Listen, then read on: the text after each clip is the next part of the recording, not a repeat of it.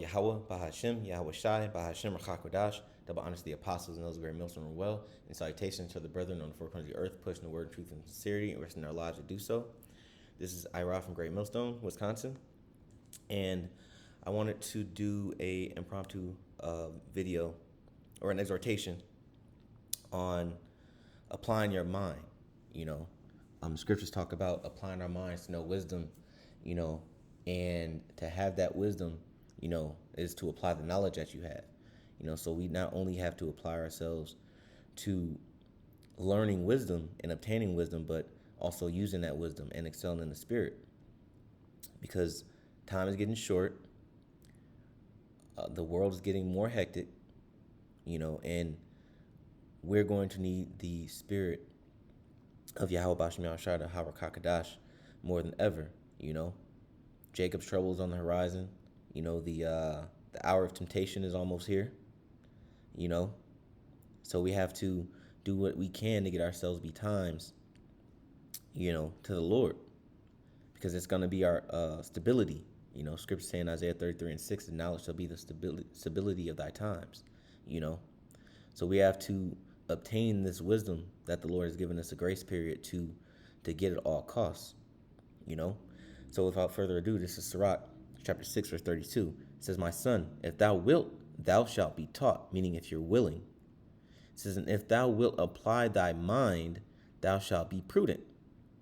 So let's look up the word apply. Let's look up the word prudent.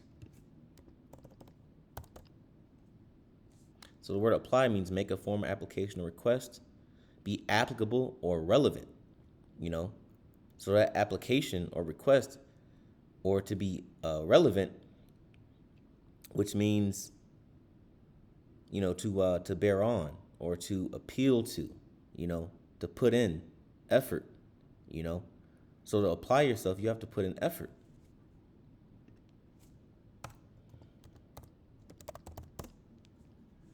And that word prudent says acting with or showing care or thought for the future.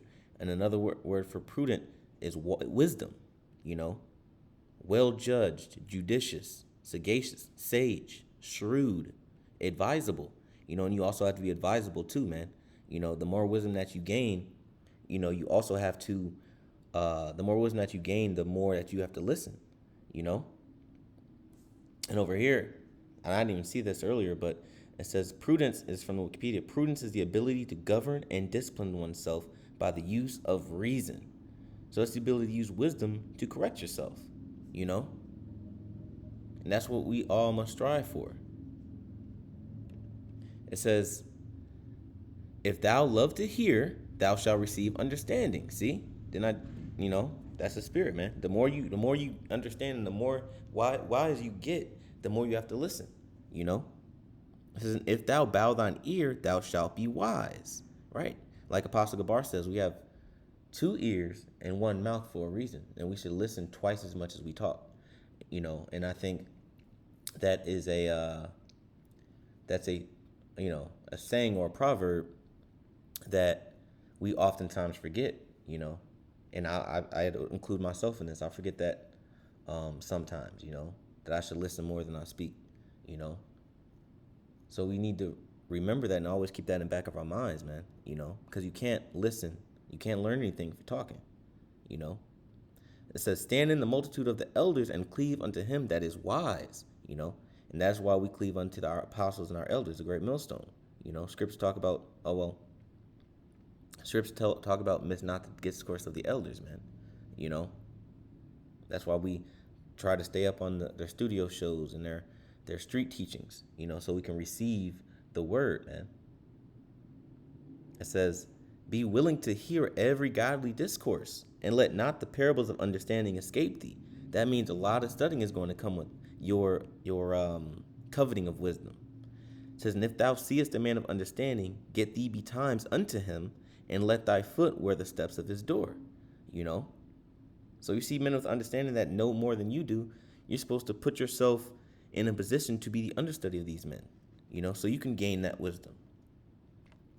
It says, "Let thy mind be upon the ordinance of the Lord, and meditate continually in his commandments." And that word meditate means to cogitate, meaning to think, This is what you should be thinking about day and night. He shall establish thine heart, meaning thy mind, and give thee wisdom at thine own desire. You know?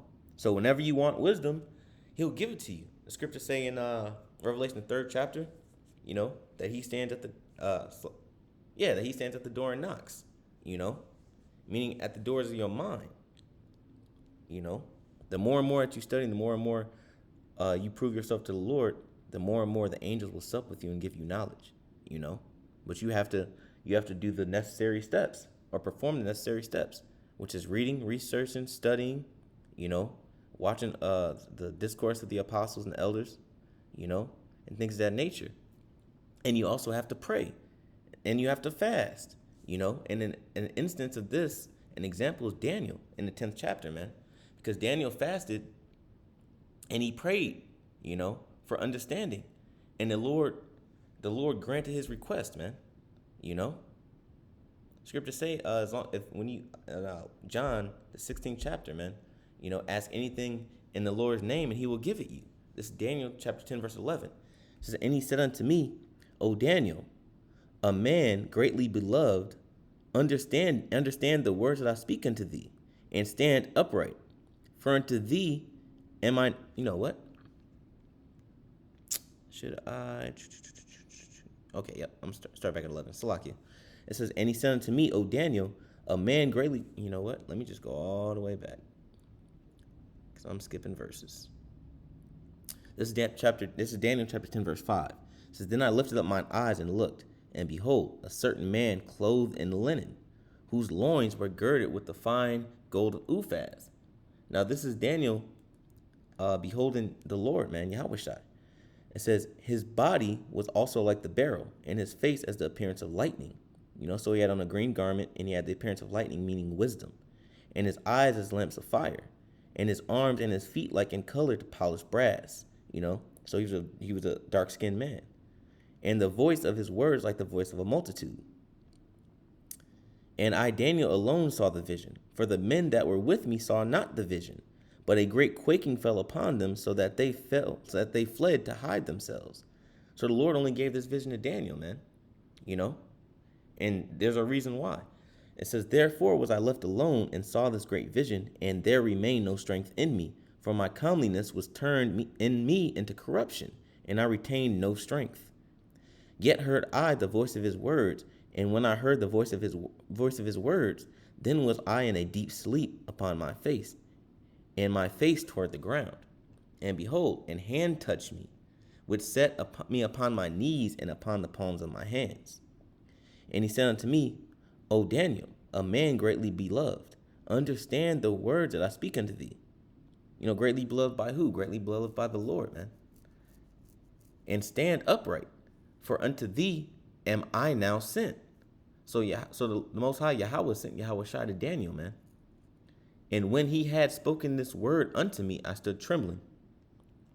Then said he unto me, fear not, Daniel, for from the first day that thou didst set thine heart, meaning his mind, to understand and to chasten thyself before thy power, meaning that was the fast, So he prayed and he fasted. Thy words were heard, and I am come for thy words, So the Lord came to bestow the understanding unto Daniel because Daniel afflicted himself, and Daniel applied his mind to understand, So now the Lord has come to knock on the doors of his mind. And this is exactly the same scenario that happens on a daily basis with the men of the Lord, man. Now this is Proverbs chapter 4, verse 7. It says, wisdom is the principal thing. Therefore, get wisdom, and with all thy getting, get understanding, So we should, basically what this is saying, make haste to acquire wisdom, knowledge, and understanding, because this is not always going to be here, man. We're not always going to have leisure time to study and to research and to look up words and look into history and, watch videos of the breakdown. Because remember, the internet's not always going to be here, man. Famine of the word is coming, The prophets aren't always going to be out on the street corners teaching, man. These breakdowns aren't always going to be available on the internet, Soon they're going to start cracking down, and you know, men might get locked up. Men might have to go on the run. Men might have to do certain things to where they're not teaching anymore. You know, flee for their lives. So we have to get as much understanding and knowledge, wisdom, understanding of Yahweh Bashem Yahushua as possible while we can get it, man. I'll read this again, Proverbs 4:7. It says, wisdom is a principal thing. Therefore, get wisdom. And with all thy getting, get understanding. You know, so it said wisdom is a principal thing, meaning the most important. Therefore, get wisdom, and with all thy getting, get understanding. You know, meaning make haste. It says, exalt her, and she shall promote thee. She shall bring thee to honor when thou dost embrace her. And promote us to what? Promote us to knowledge. Promote us to righteousness, you know. It says, she shall give to thine head an ornament of grace, a crown of glory shall she deliver to thee. Man. It says, hear, O my son, and receive my sayings, and the years of thy life shall be many. I have taught thee in the way of wisdom. I have led thee in the right paths. When thou goest, thy steps shall be straightened, and when thou runnest, thou shalt not stumble.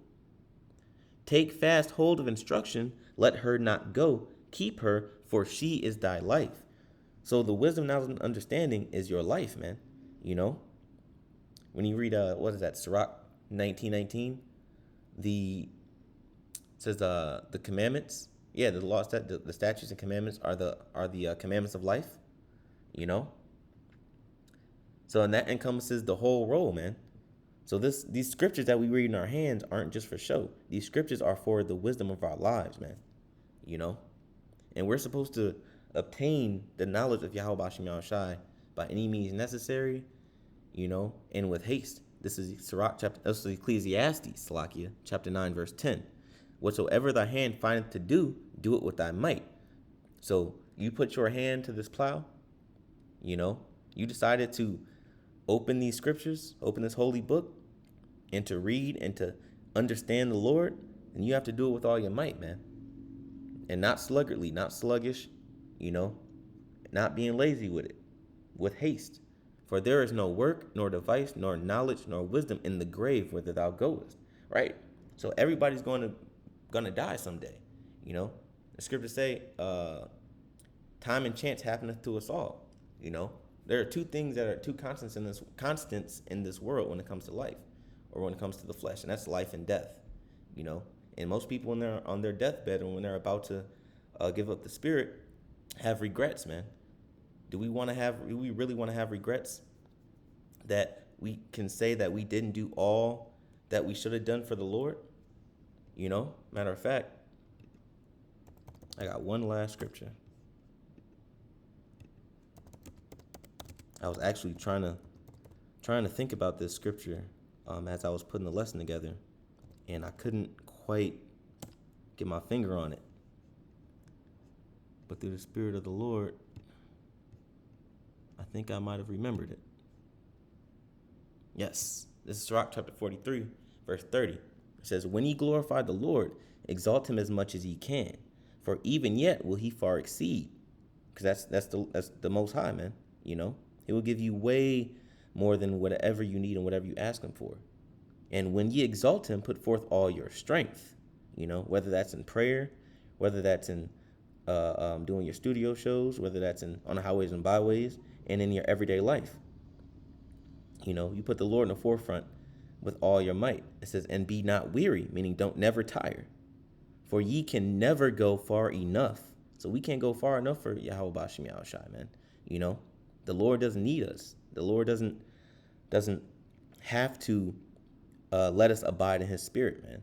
You know, this is a gift he's given us, presuming to Ephesians, the 2nd chapter and the 8th verse, you know, so we can never go enough for the Lord, man. And that's with anything. That's in studying, that's in reading, researching, that's in living your life, waking up every day, praying, fasting, you know. So we're not only doing this for ourselves, but we're doing this for the Lord who has given us this gift, you know, for Yahweh Bashem Yahushai. So with that, you know, I'm going to end it. Lord willing, you brothers and sisters were edified in the spirit of Yahweh Bashem Yahushai. I want to give all praises, call halal Yahweh, Bahashem, Yahweh Shai, Bahashem HaKadosh. Double honors to the apostles and elders, great millstone, well. Salutations to the brethren on the four corners of the earth, pushing the word in truth and in sincerity, and risking their lives to do so. Shalom.